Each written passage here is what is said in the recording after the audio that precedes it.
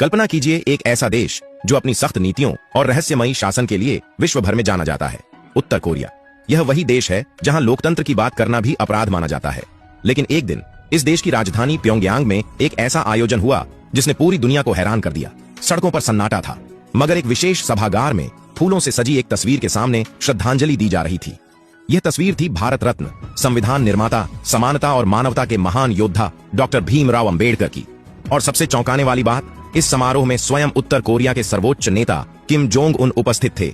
जय भीम दोस्तों। तो चलिए शुरू करते हैं। यह घटना इतिहास के पन्नों में स्वर्णिम अक्षरों में दर्ज हो चुकी है। उत्तर कोरिया जैसे देश में जहां विदेशी नेताओं को शायद ही कभी याद किया जाता है, बाबा साहेब अंबेडकर को इस तरह सम्मानित करना उनके वैश्विक योगदान का जीवंत प्रमाण है।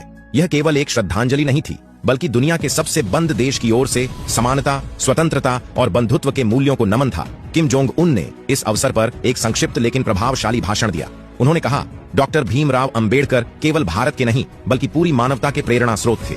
उन्होंने सदियों पुराने अन्याय को चुनौती दी और एक ऐसा मार्ग दिखाया जो हर इंसान को सम्मान और गरिमा के साथ जीने का अधिकार देता है। आज हम उत्तर कोरिया में उनके आदर्शों को सलाम करते हैं। इस समारोह की तैयारियां कई हफ्तों पहले शुरू हो गई थी। उत्तर कोरिया की सरकार ने भारतीय दूतावास से संपर्क कर बाबा साहेब के जीवन और उनके संघर्षों पर आधारित सामग्री मंगवाई।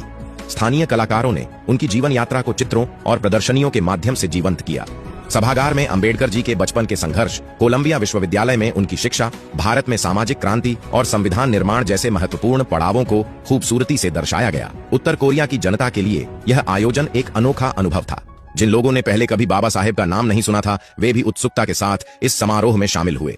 स्कूलों और विश्वविद्यालयों में विशेष व्याख्यान आयोजित किए गए, जहां छात्रों को बताया गया कि कैसे अंबेडकर जी ने न केवल भारत बल्कि पूरे विश्व के लिए समानता और मानवाधिकारों की मिसाल कायम की। इस आयोजन ने पूरी दुनिया को आश्चर्यचकित कर दिया। भारत में इसे गर्व के क्षण के रूप में देखा गया। भारतीय मीडिया ने इसकी व्यापक कवरेज की और अंतर्राष्ट्रीय मंचों पर भी इस कदम की सराहना हुई। कई विश्लेषकों ने इसे उत्तर कोरिया के लिए एक संदेश के रूप में देखा, सामाजिक समानता और मानवाधिकारों की दिशा में एक नई सोच का संकेत। सोशल मीडिया पर वन अम्बेडकर इन नॉर्थ कोरिया ट्रेंड करने लगा। दुनिया भर में अंबेडकर के अनुयायियों ने इस खबर को शेयर कर उनकी वैश्विक स्वीकार्यता पर खुशी जताई। बाबा साहेब का यह संदेश, मैं ऐसे धर्म को मानता हूँ जो स्वतंत्रता, समानता और भाईचारा सिखाता है, उत्तर कोरिया की दीवारों तक गूंज उठा। समारोह के समापन पर किम जोंग उन ने एक और महत्वपूर्ण घोषणा की। उन्होंने कहा कि उत्तर कोरिया के प्रमुख विश्वविद्यालयों में डॉक्टर अंबेडकर के जीवन और विचारों पर शोध कार्यक्रम शुरू किए जाएंगे, ताकि वहां के छात्र समानता, न्याय और मानवाधिकारों के वैश्विक आदर्शों को समझ सकें। यह आयोजन इस बात का प्रमाण था कि विचारों की शक्ति किसी सीमा, सरकार या हथियार से नहीं रोकी जा सकती।